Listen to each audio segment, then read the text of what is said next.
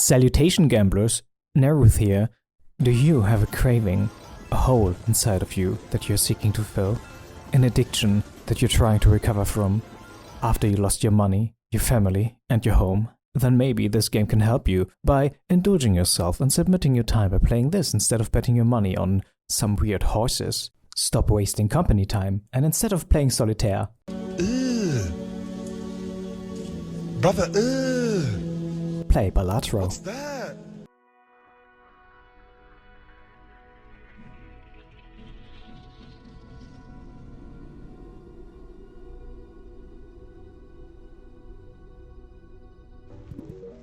Balatro is a poker roguelite, following a very basic set of poker rules, calling itself hypnotically satisfying on the Steam page, and I couldn't agree more.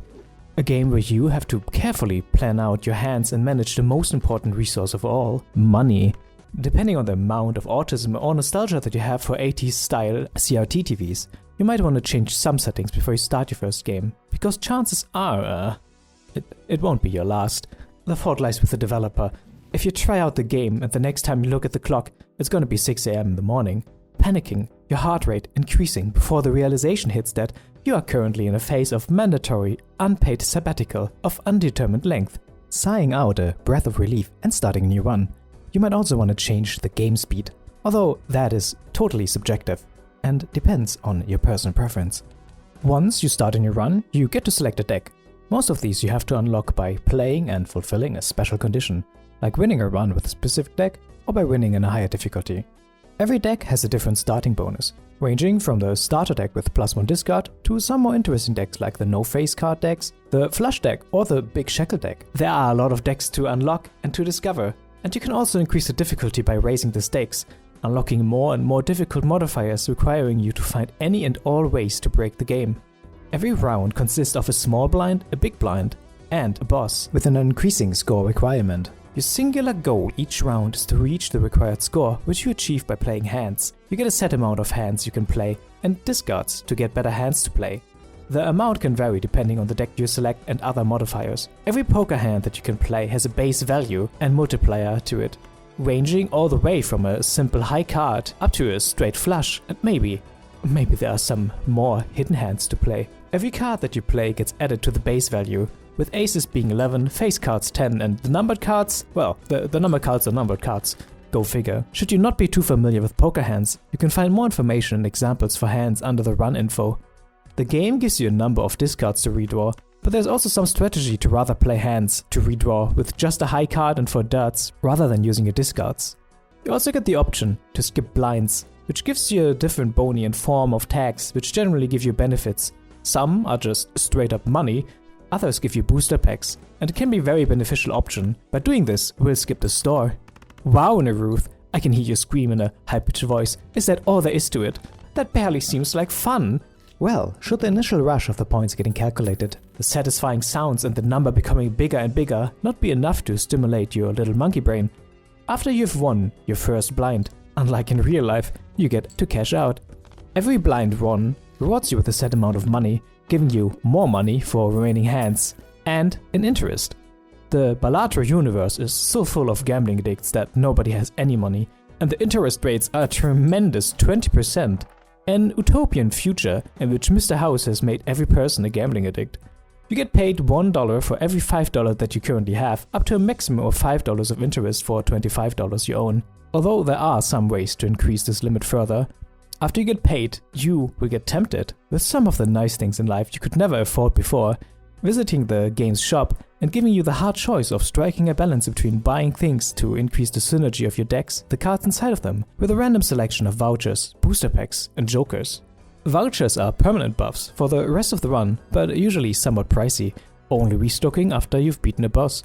These are usually so good that you want to buy them. Every voucher comes usually in a normal version and a better version, although you have to unlock most of them. Like for example, the Tarot voucher, causing for Tarot cards to appear 2 times more frequently in the shop. And then there's the better one, the Tarot Tycoon, causing Tarot cards to appear 4 times as often. And you should also totally buy the blank voucher that does nothing.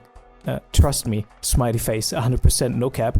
You can thank me later. The shop also always has 2 random booster packs. These can either be card, tarot, planet, joker, or if you're very lucky, spectral booster packs, giving you the choice of selecting 1 or 2 out of a varying amount of cards. Card packs offer more play cards.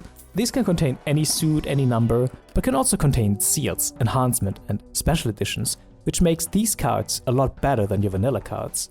Tarot cards have some fun interactions, like turning a certain suit to another, doubling your money, and scamming you, with a 1 in 4 chance to turn one of your jokers into a better version of themselves, only to do nothing 9 out of 10 times.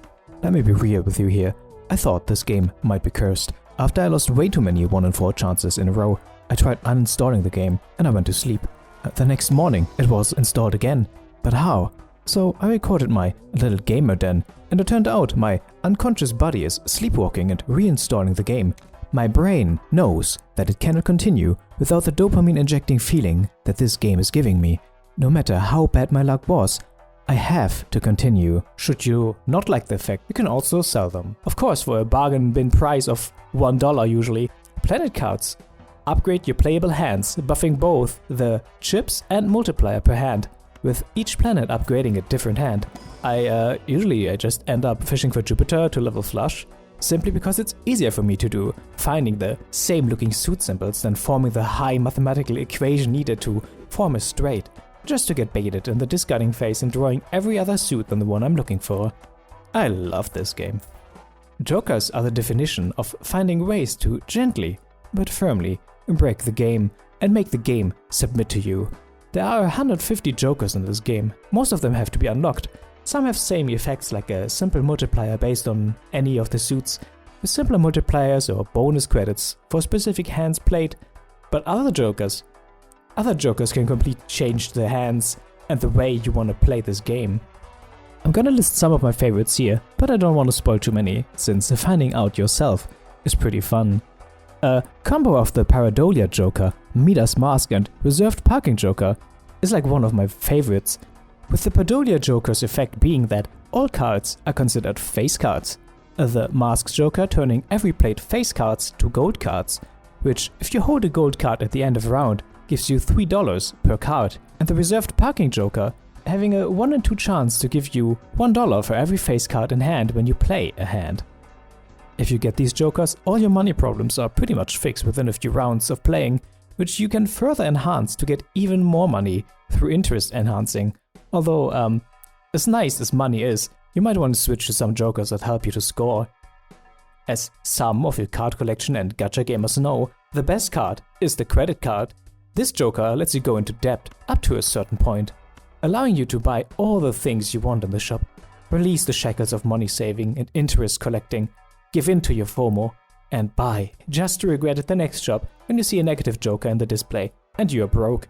But yeah, this card is great. It lets you ignore a certain annoying boss bind, and a spectral card that sets your money to 0 suddenly becomes a benefit when your money is minus $20. Another personal favorite of mine is the Misprint Joker, giving you an occasional plus 20 multiplier when you do the small blind in one of the very first few antes, single-handedly overshooting the target score by 3 or 4 times. And then he gives you a very heartfelt middle finger of plus 0 when you do the boss. A lovely joker. At the end of the day, this is a card game, and a game of chance. It just so happens that you get a lot of control of the amount of randomness. Some jokers and enhanced cards, like the steel card and glass card, are very high chase items because aside from the base chips and multiplier, these come with the very nice mold multiplier, which you can see by the red frame. Through a mix of joker effects, foil cards and planets, you can find ways to break the scoring system so that you can easily smash through the required value of the score by a few hundred times just to get hopelessly crushed later in endless mode. The house doesn't let you go. You will stay at this table until you lose. That is your fate. You can put up a good fight, but at the end, the house always wins. To be fair, at this point, it's very likely that you don't want to leave in the first place anyways. All the sounds of the scoring system and card selections are very satisfying after all. The music in this game is fantastic too.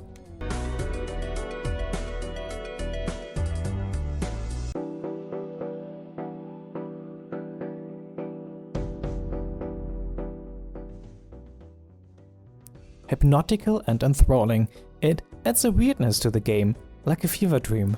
that you don't want to escape from. It really reminds me a lot of the Risk of Rain OST. I have found myself playing and enjoying many roguelike deck builders. Not trying to throw any shade at any game, but after playing a lot of these games, it's very refreshing to play Balatro, which kind of goes back to the roots of card games and just puts its own twist on it. It's a game that easily runs on any PC really. If your PC turns on, chances are it can run Balatro.